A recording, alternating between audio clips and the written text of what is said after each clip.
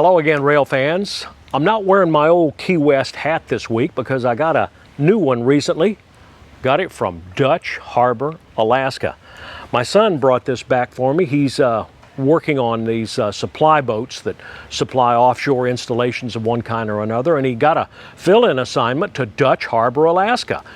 And fortunately, thankfully, he went into a bait and tackle shop or some such there and got me this hat as a souvenir. Well, those of you who know the town Dutch Harbor know that it's where they filmed the show Deadliest Catch on the Discovery Channel. My son and I would not miss that show. We watched it religiously every single week when he was young.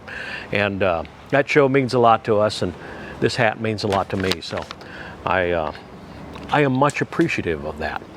This week we're talking about railroad hotspots. Hotspots are places where the rail fan can go. He can light down in one spot and see a lot of train traffic passing back and forth. Rail yards are usually good hotspots if they have good access points to where you can see into them or at either end of them. But often rail yards are in urban settings. A lot of traffic congestion. They can be a little scary sometimes because they can be in some questionable neighborhoods. But one place I like is the rail yard at Baldwin, Florida, 180 miles north of Tampa. It's on the outskirts of Jacksonville, about 18 miles. It's got no urban settings around it. It's strictly a rural, tiny little town, and you can get around it pretty easily. It's got quite a bit of train traffic coming in and out of it because there are 3 CSX subdivisions that converge right there. So let's jump in the truck and take a little ride up to Baldwin, Florida and see what we get. It's the Friday after Thanksgiving, and the roads are comparatively quiet this morning. I'm scanning 2 channels on the radio. AAR 66, which is 161.100 megahertz, and AAR 54, 160.920 megahertz. Those are the Wildwood Sub road and dispatch channels for the S-Line. I'll be following that all morning. The CSX Wildwood Sub is the ex-Seaboard Airline main from Zephyr Hills to Baldwin west of Jacksonville. That's the big flat switching yard we'll be rail fanning around today. Coming through Hawthorne, the sun is up yet, but not over the treetops. The JA dispatcher is working someone within radio range, but nothing I can pick out. 2 hours into the drive, we go through Lawty, Florida, a tiny one traffic light town made infamous as a Florida speed trap and apparently still living up to its reputation. I roll into Baldwin around 0900. From this point, I can see that a train is working Baldwin Yard. It's Q220, and he's likely shoving back down into the yard to grab onto a cut of auto racks. 220 originates in Rand Yard down in Sanford, works Baldwin and then Waycross, and then hauls empty auto racks up to Montgomery, Alabama. Main Street in Baldwin is getting crossing rehab. This takes about a week, sometimes 2. Curious, they're using rubber strips to buffer the rails now. I thought they'd done away with the rubber in favor of old-style wood ties for crossings. But apparently what's new is old again, and vice versa. It's all about drainage and what works best. Railroad crossings are a constant fight for maintenance forces. Apparently it's all happening in conjunction with tie replacement. Eastward on the Tallahassee line, Q209 is stopped and waiting for Q220 to clear the Baldwin interlocking. But 220 is having some engine problems this morning. He has 3 locomotives, but all with technical issues, so none of them will work as a leader, at least at track speed. 209 has 3 good ones, so he's going to give one of his over to 220. This is looking westward on the Tallahassee or SP line. It's also double-tracked through here into Baldwin Yard. It's hard for a rail fan to get a better signal setup than this one. Approach medium on track 1 for Q209, and a high clear for something coming up on track 2. 209 is now leaving on the rescue mission. All right, that 209 is coming up beside you now. They're by Baldwin Tower here, coming up one track. I guess you want them to leave that engine just south of 4 Acre or right beside you where you can walk over and get on it, and then they'll take their two engines north of 4 Acre and wait for you to get on that engine and get north of 4 Acre on the other track, and then you can get back on your train with it over? That sounds fine. They'll pull it right next to us. We'll hop on. The handoff will be made at 4 Acre, the second double crossover on the double track Callahan Sub, 2.8 miles north of Baldwin Tower. Q220 will go up track 3 on the left. Q209 will go up track 1 on the right. There is no track 2 on the double track Callahan Sub. We'll get into the reason for that later on. 4 Acre on the Callahan Sub is not accessible by anyone who cares about the look of his vehicle or would rather not spend the morning waiting for help to pull him out of a muddy spot. So this is all we're going to see of the engine swap. Plus, I'm set up now for that train coming up on track 2, which I've now heard on the radio as Q177. This is Duval to Winter Haven Intermodal, all containers. TQ177, 26 locomotives, TSXT 3163, clear signal east ball on track number 2, stop line.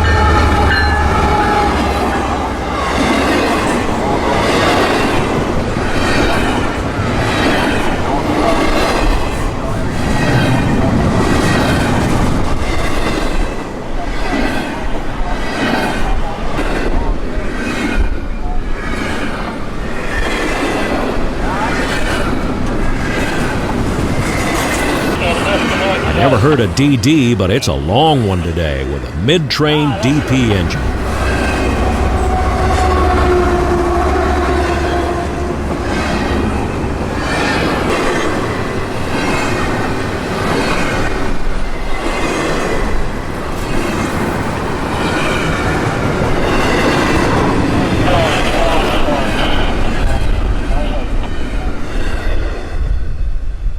I hear some action at Duval Connection, where this train originated, so I eased off that way.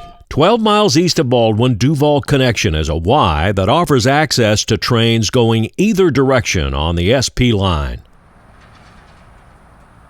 One feature I love about Jacksonville is all the woods. This is by no means in the country, but in this part of Florida, pine forests will grow anywhere, and they line many of the rail lines in this area. 3027 got an approach. Duval Connection 3071. The track to the right of the main line is the Chinatown Lead, a 2-mile-long industrial siding with lots of industry spurs breaking out to the south. When the seaboard took over this line in the early 20th century, they wasted no time in courting industrial customers to build along their route. Many of those facilities are still here. This is job Q030, coming out of Moncrief Yard and into Duval Ramp from the south.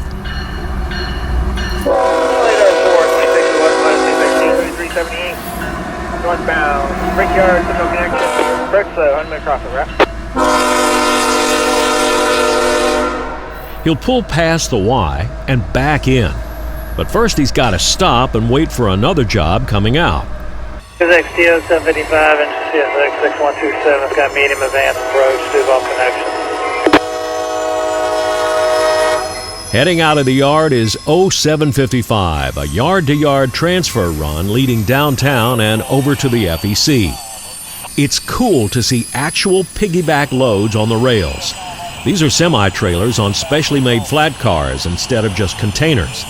This was how intermodal began before container shipping became the norm.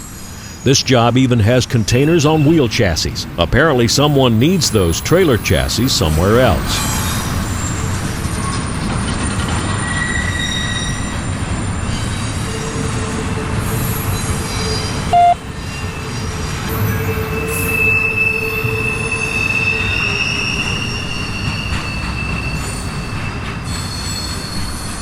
XTO 755 and CSX 6127 has got a road signal south and car to get north.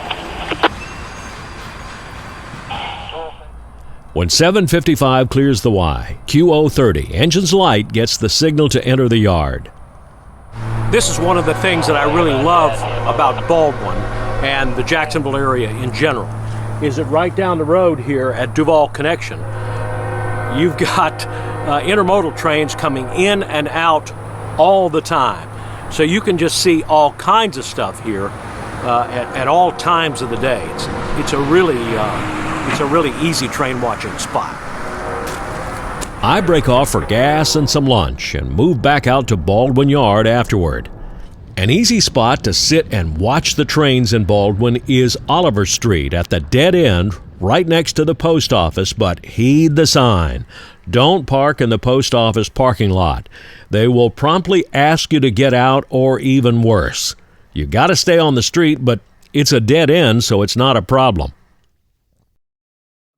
Just after 2 p.m., the Baldwin Tower signal displays a lunar white, restricting.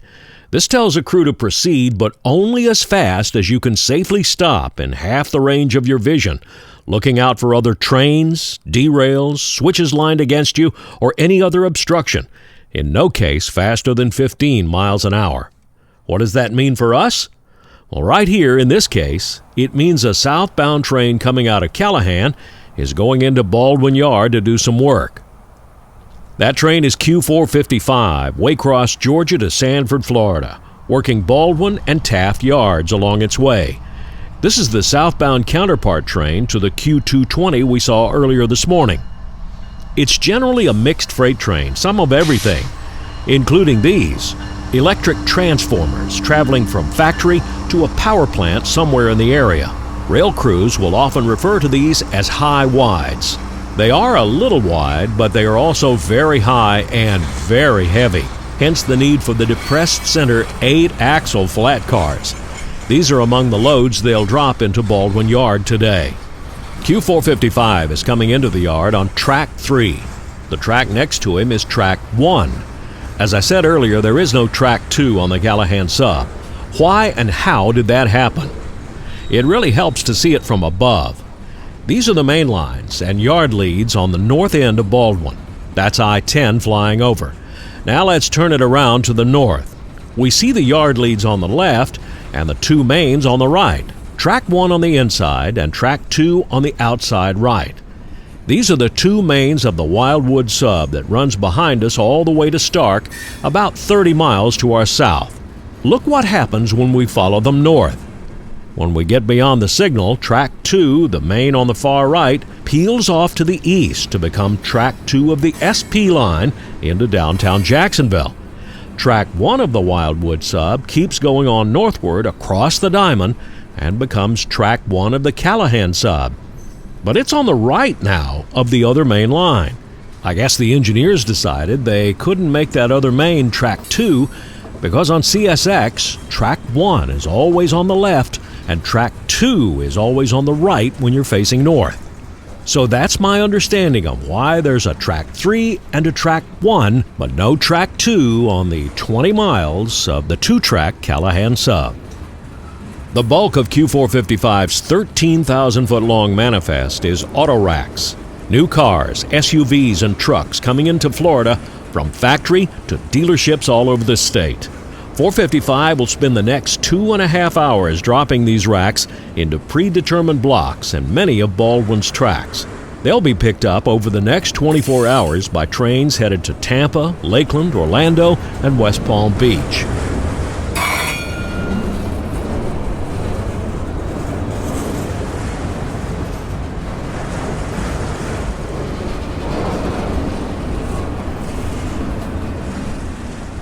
Baldwin has long been a holding point for auto racks. This old Seaboard Airline yard has been on many a rail president and CEO's hit list. Executives from the SCL days right up through Hunter Harrison in 2017 have sought to eliminate Baldwin off the system. But somehow this old flat switching yard, built on Florida swampland, keeps reasserting its importance to the railroad. In 2013, CSX added the bypass main lines around the yard. You can see them off to the left in this shot.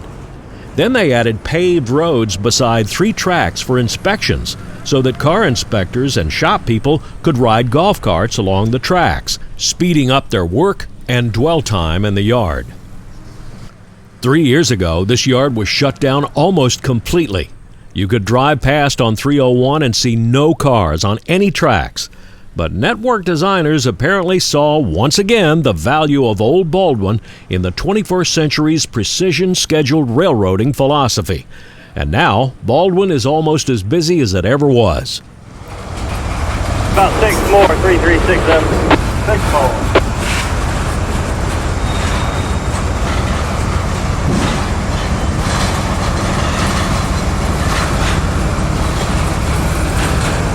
Still need about 5 of them, 3367. Yeah, 5 cars, 3367 of them.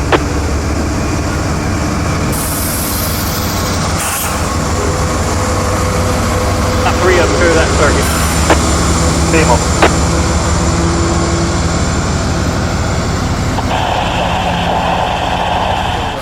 Looking good, 3367. Give me another 50 cars, 50. 50 cars, over. Of the 13,000 feet of train that was Q455, 8,000 feet will stop in Baldwin for the night. 455 will continue on south with just 4,900 feet of his original consist. I hit the road to chase him south. He is a 50-mile-an-hour train, but because of some issues with Trip Optimizer, I had no trouble beating him the 30 miles down to Starke. With pretty bright streetlights in Starke's downtown, I figured shooting it was worth a try.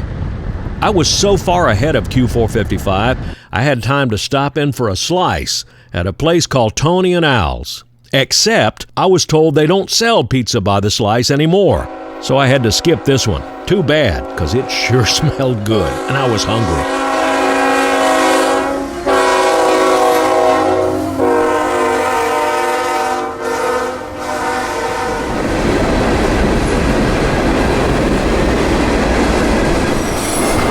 So downtown Starke is yet another spot that's good enough for night video.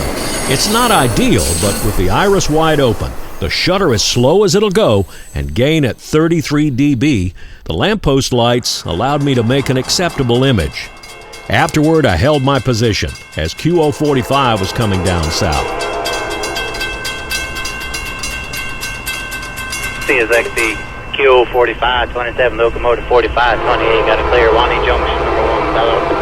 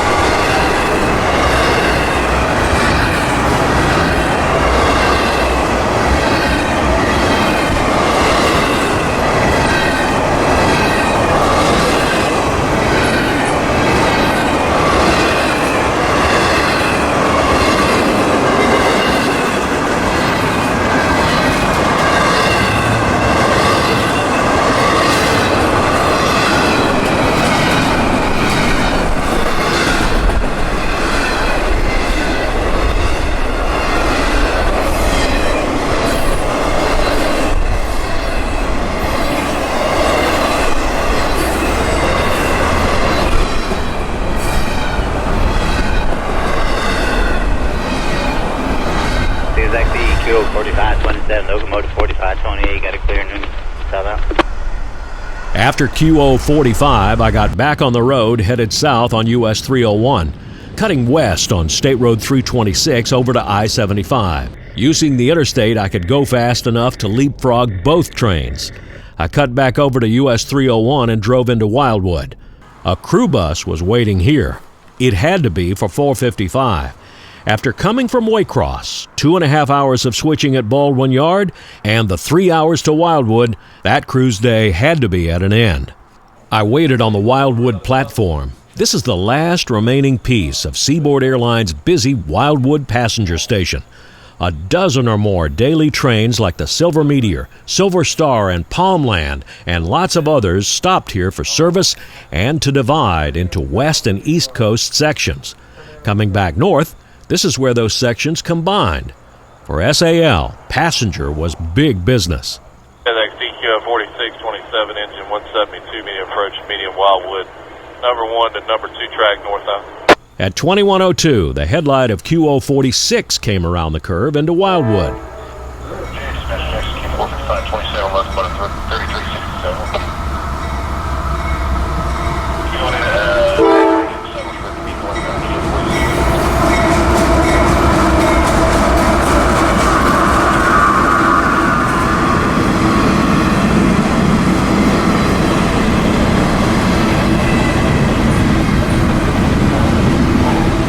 46 is the nightly intermodal shuttle from Tampa to Duval Ramp in Jacks. Tonight, he's only about 2,500 feet. I can hear him talking to another train he's meeting just north of the yard. It's all double track here. That's his southbound counterpart, QO45, which we caught earlier at Starke. This is actually QO4527 with 4528. Got to clear Wildwood, number 1 south. He's got an EMD leader tonight. I didn't notice that at Starke.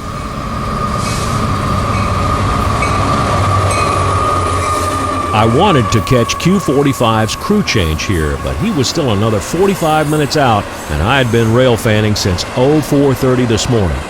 It was time to head to the house. That was a pretty good day for me. Quite a few trains, some unusual stuff. And I want to tell you, Baldwin is always a pretty good bet for a day of rail fanning. Please hit the like button if you like this video. Subscribe to the channel if you haven't already done that. Hit the little bell down there to be notified immediately or relatively soon when I post a new video. Put your comments in the comments section down below. I read all of those and try to reply as many as I can. Same with email. Email me at railfandanny@gmail.com. I read every single one of those and reply to as many of those as I can. So, let's plan to meet up again very soon somewhere out there on the high iron. And until we do, this is Danny Harmon, out.